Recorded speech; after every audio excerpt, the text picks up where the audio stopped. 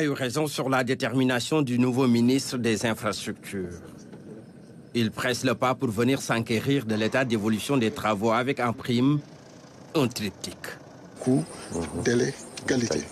Déthié Fall est donc conscient des urgences du moment. Certes, on peut gouverner de loin, mais l'on administre mieux que de près. Et c'est tout le sens de cette visite technique. Dans les chantiers du projet d'amélioration de la connectivité dans les zones de production agricole du Nord et du Centre, le PCZA. Le chef de l'État, tout comme le Premier ministre, veulent que le Sénégal soit connecté, que toutes les communes, toutes les zones soient interconnectées. Ils veulent également davantage travailler sur l'équité territoriale. Et lors du dernier Conseil des ministres, le chef de l'État a beaucoup axé son intervention sur les travaux qui doivent même se faire dans les zones frontalières. Dans les différentes composantes de l'exécution de ce programme, figure en bonne place un important volet de travaux d'aménagement connexe.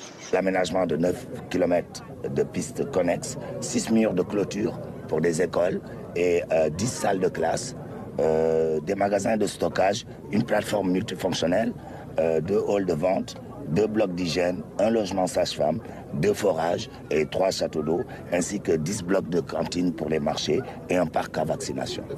Le PCZA, c'est avant tout la construction d'un linéaire de 414 km de routes revêtues, 205 km de pistes et 21 km de voiries urbaines dans les agglomérations traversées. Nous avons en continu le tronçon qui va de la frontière Gambie, passe par Koungheul, Touba Alimbine Riboscal, et une bretelle qui raccorde à Payar, vers le centre du Sénégal, et une continuité qui va vers Ndayan Kadjoli, Vélingara Ferlo, et jusqu'à Lumbellana qui se raccorde sur la RN3. Nous sommes sur l'axe Kaon-Guinguinéo-Mbos-Nibi d'une distance de 56 km. Le tronçon le plus avancé avec un taux d'exécution de plus de 90%. Nous avions l'habitude de prendre des charrettes pour évacuer nos produits. Avec cette nouvelle route, fini les problèmes. Nous sommes vraiment très contentes pour la réalisation de cette route. On était souvent confrontés à des problèmes de déplacement.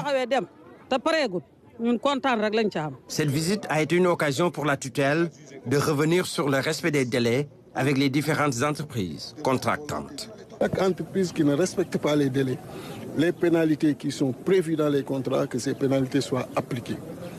Nous sommes un pays qui va avancer. Travaillons avec ceux qui sont dans ce rythme imposé par le chef de l'État et impulsé par le Premier ministre.